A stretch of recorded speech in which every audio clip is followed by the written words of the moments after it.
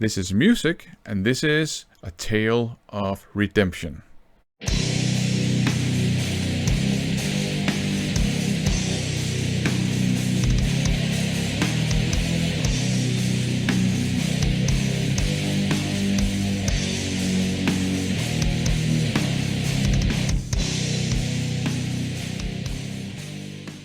So in the vinyl/music community, there's been this fun thread going on for a while.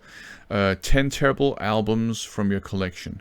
So basically, people have made videos highlighting albums and other types of releases in their collections that they didn't like. So it's been kind of fun to watch people trash these albums and hear why they didn't like him and so on and so forth.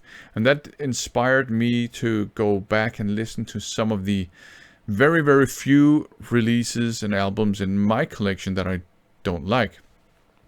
And I had this interesting experience with some of them that I haven't listened to in many years actually, and suddenly upon listening to them now, I kind of like them.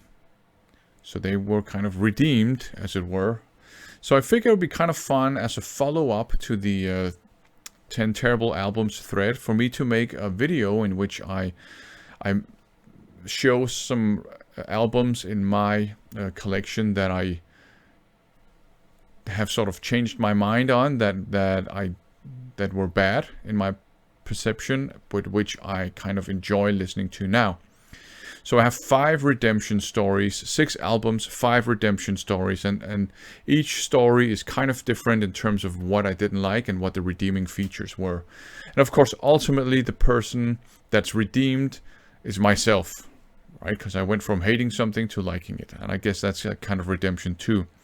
So the first one I want to mention is this one here, AC/DC's Flick of the Switch. And I know a lot of people don't like this album. A lot of people consider it one of the weaker albums in their discography. And that's actually not why I originally didn't like it. We have to go all the way back to when I was a kid and I had just discovered heavy metal and hard rock music. It was Iron Maiden that got me into metal. I had heard Twisted Sister when I was even younger, when I was a very small kid, and I liked it, but I didn't put 2 and 2 together, so I thought it was just like, some weird dudes wearing makeup playing kind of fun music. I didn't know it was anything called heavy metal at the time. But when I discovered Iron Maiden, I got into metal. Of course, Iron Maiden, their music back then in the 80s was aggressive, but also very, very melodic. So I started out on exploring music within the metal scene that was melodic, and I went into hard rock as well. So we are talking like Bon Jovi's, New Jersey. We're talking Disneyland After Dark, later known as DAD. We're talking Judas Priest's Turbo, which is considered poppy, which a lot of people hate, which I like. So we're, that sort of stuff, right?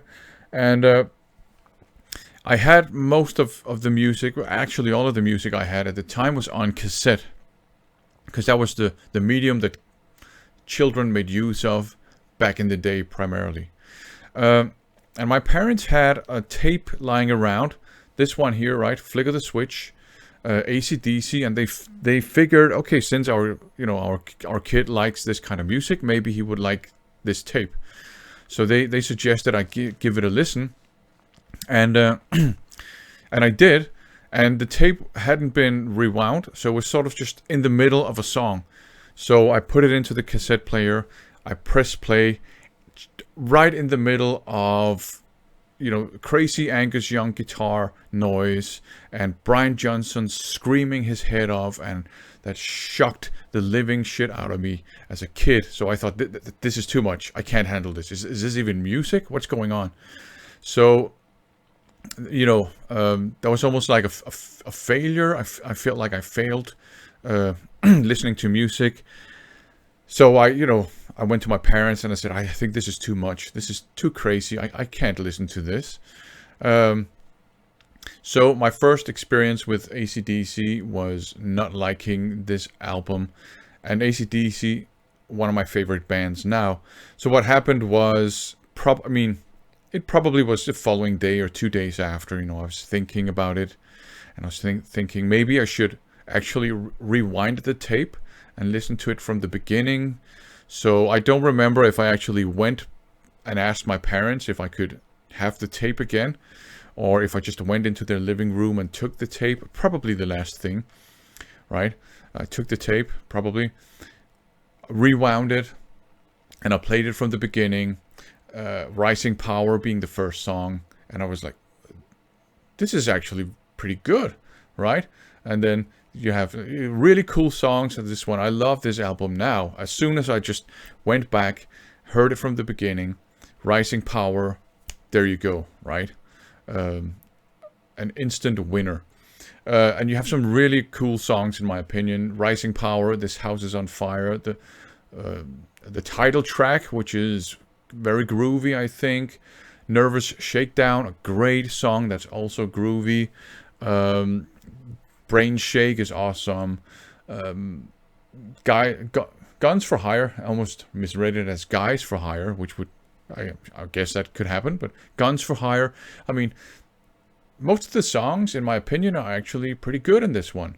So that was the first redemption story. Maybe a bit of a cheat, because it was really just, me not thinking. I was a kid, right? Not thinking, not rewinding the tape, just turning it on in the middle, hitting, pressing play in the middle of Brian Johnson screaming his head off, and that's enough to scare any child. So the first one is Flick of the Switch, AC/DC. Great album, in my opinion. I know a lot of people don't like it. It does probably suffer a bit from the production. The next one is more like a circular thing. I started out really loving it, then I couldn't really connect with it. I couldn't relate to it, and then I ended up liking it again. And a lot of you are probably going to want to kill me for even having gone through a phase of not liking it, but it's this one here, Skid Row, Slave to the Grind. So when I was a kid, I really loved this album. I mean, you have songs like Monkey Business, you have Slave to the Grind, an excellent song. You have Creep Show, Living on a Chain Gang, Riot Act, Mud Kicker, a lot of songs that I thought were really great. And Sebastian Bach, whatever you think of him, I really like him as a singer on this album. And eventually, as time passed, I found that I couldn't really relate to a lot of these songs, like Riot Act. I mean, so what? Really just kids that are angry. Is that what the song is all about? So I ended up listening to, whenever I listened to the album, I would get annoyed or disinterested. I just couldn't connect with it at all. I couldn't relate to it at all. I still liked Monkey Business and Slave to the Grind. So I realized I don't like this album anymore. It just doesn't do anything for me, right? And I was probably going through like a personal development phase, going from being an angry young man and a teenager, basically, growing up a bit, not have, the things they would sing about at the, wouldn't really relate to me at that point in time. The music didn't do much for me either. I put it away for a long time. And then a couple of years ago, I'm now older.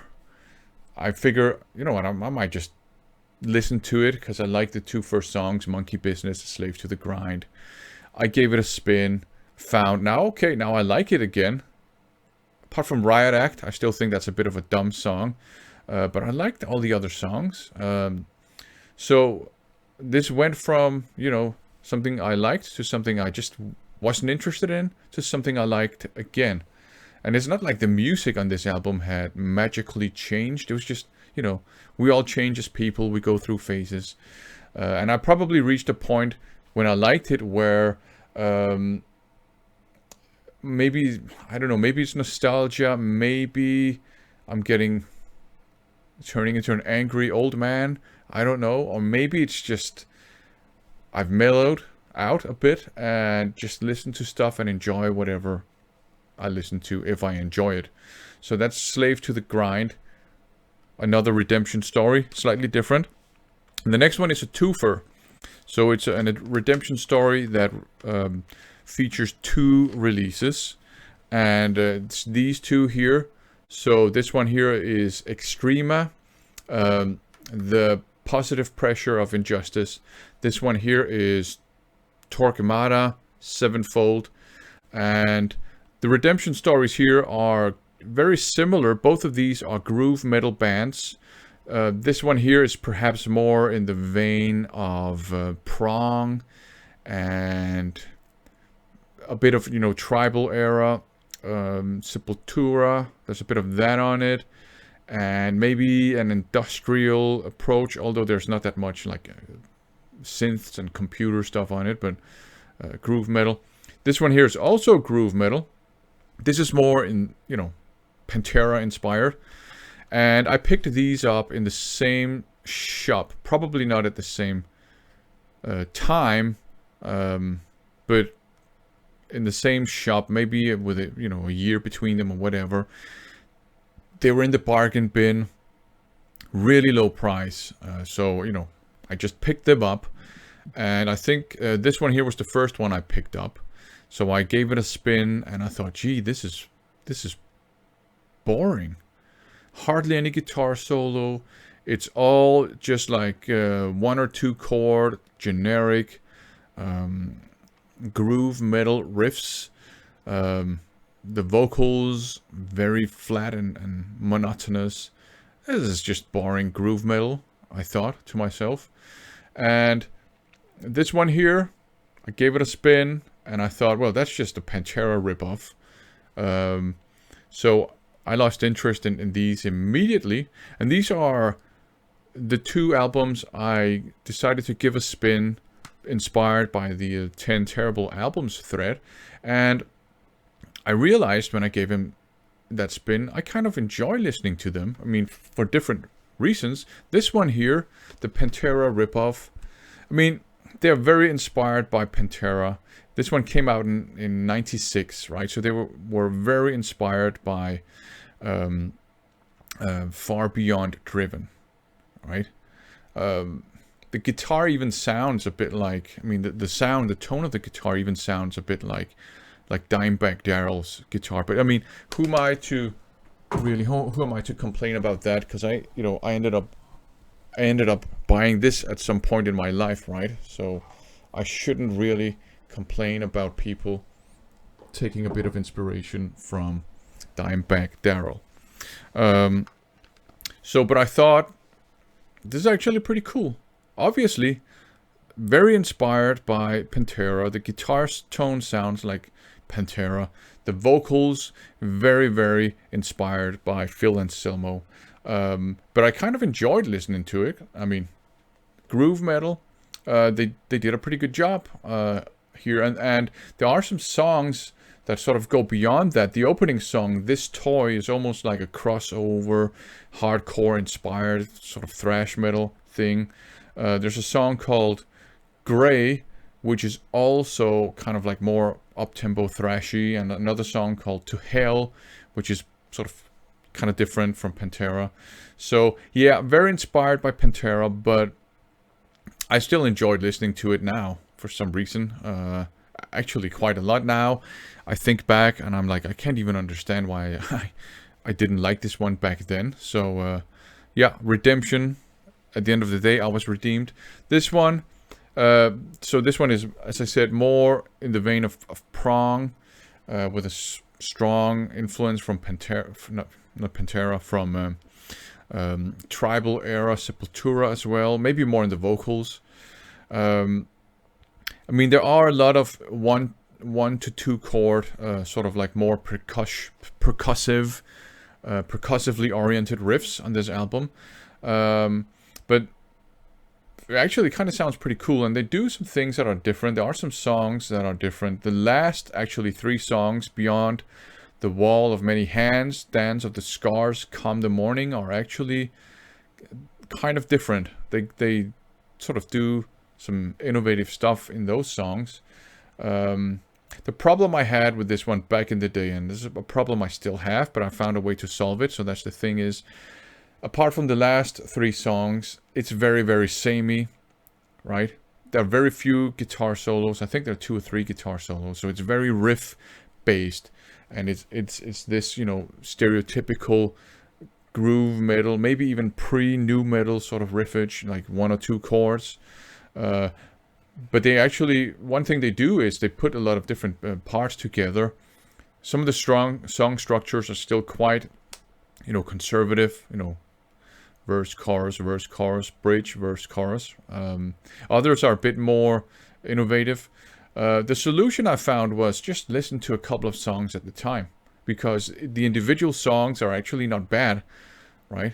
It's just that there are a lot of songs that sort of have the same direction to them, and sort of the same approach. So listening to the entire album can be a bit monotonous. But chopping it up, listening to a couple of songs at the time actually works. So this, by the way, is from 90. So let's just double check here, because yeah, this one is from 95. I think I said 96. This one is from 95. This one is from 96, right? So when groove metal was big and a lot of bands went in that direction, so I don't, you know, blame them for being inspired by all that stuff. This one is out on World Loop, by the way. I don't know if there is a vinyl version of this out. I'm happy that this is a CD version I have, because it's easier to, you know, skip through songs and, you know, chop the listening experience up into smaller parts. So, you know, very similar redemption stories. Originally, I had no interest in these because they were groove metal, and this one struck me as very boring. The solution was chop it up into parts, listening to a couple of songs at the time, then it's a pretty positive experience. This one, I lost immediate interest in it because it seemed like a Pantera ripoff.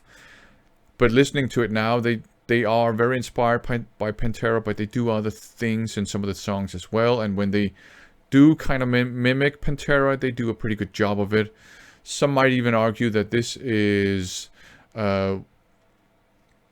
the album that maybe should have followed Far Beyond Driven rather than The Great Southern Trendkill and Reinventing the Steel. I don't know. I enjoy listening to both of these now. They still have some issues, but, you know, I enjoy listening to them. So the next one is this. So I had AC/DC as my second most favorite band of all time. I think I just said they were one of my favorite bands of all time. They're my second most favorite band of all time. This one here is an album by my favorite band of all time. That's Iron Maiden, The Final Frontier. This is a different redemption story too. I never disliked this album, but the first 4 songs, when I bought this album, and for a long time, I always thought they were kind of weak. I had to go all the way to The Alchemist, which is more an up-tempo song. Then I started, you know, this is pretty cool, right? And all the other songs I always thought were cool. And I also had some issues with the artwork, because, okay, Eddie doesn't look like Eddie, and I think originally the artist said this isn't Eddie, but then it was reconstrued as Eddie, so that's a minor point. It's a pretty cool piece of artwork, actually, right? But yeah, so the first 4 songs, and technically it's 5 songs, because the first one is Satellite 15 and then The Final Frontier, right? I thought they were kind of weak. I wasn't that interested in them. But they grew on me. Apart from Satellite 15, I mean, I just interpret Satellite 15 as Iron Maiden just wanting to do something different, and I think that's fair, right?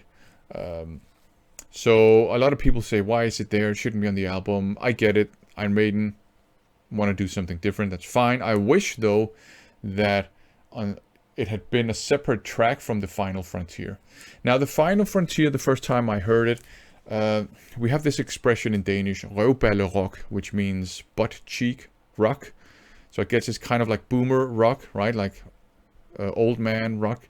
And I have to admit, I kind of had like a røvballerock, ass cheek butt cheek rock vibe from the Final Frontier, but eventually I ended up liking it actually.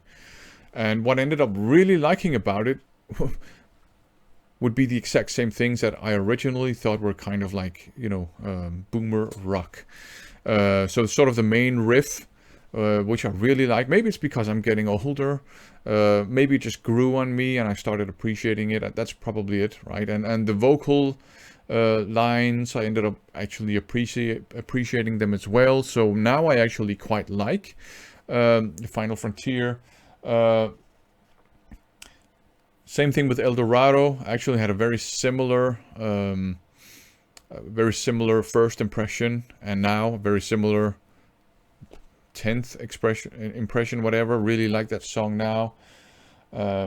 Mother of Mercy, Coming Home, a bit more ballady, softer, but there are actually a lot of good things going on in those songs, I think, right now. So now I actually quite like the first 4 songs. I still prefer the last songs. So I guess that's the last 6 songs. I prefer them, right? And I don't have a problem with some of the songs being quite long. So the redemption story here is that I always liked this album, but there were bits of it I didn't like, but I've come to appreciate them for whatever reason. So now I like the album in its entirety. The last one I want to mention is this one here, Axemaster, Blessing in the Skies. This is the reissue on Pure Steel Records from 2017. Originally, this album was relieved. Some might say it should be relieved of duty, but it was released in 1987. And this is a completely different sort of redemption story. The album Blessing in the Skies is horrible. Now that's a bit too strong. It's not great. There's some good ideas on it, but it suffers, in my opinion, from poor production quality, really bad vocals, sort of shall we say, up and down quality. There's some really weak songs on it, some really bad songs, some that are pretty good, but then they're typically ruined by the vocals. And a fourth problem it has would be the overall cheesiness. Now, with this version, the reissue, Pure Steel have included some bonus tracks. They've included enough bonus track for an entire album, so they have an extra record, an extra LP with bonus tracks. And the bonus tracks are from 2 demos. One demo that was made before the album itself, so it's from 86, and another demo that was from 91. The 86 demo, possibly even worse than the album itself, but it has some pretty good ideas, terrible vocals, even worse production, but that's forgivable because it's from a demo tape from 1986. You know, you had to make do with what you had back then. Options were limited, right? You had 4 track, maybe 8 tracks, so that's forgivable. But the last demo, and that's the very last side, so side D on the second LP, is really, really good. There are 4-piece at that point. They have a different singer, and that singer can sing, does a really good job of it. The last tracks on this release, on the bonus material, that's the redeeming features. Really good stuff, in my opinion. Not perfect, not masterpieces, but much better production, much better singing. The songs are better composed. Although on the Blessing in the Skies, the sort of core album, there's some good ideas, some songs that are well composed, but it always kind of falls flat because of other features. But the last songs, the entire side D, in my opinion, is from good to great. Not perfect, but good to great. So this album is not really a matter of disliking something and then checking it out later on and then liking it. No, it's a matter of the bonus material redeeming the whole thing. So so that was a video where I went through some redemption stories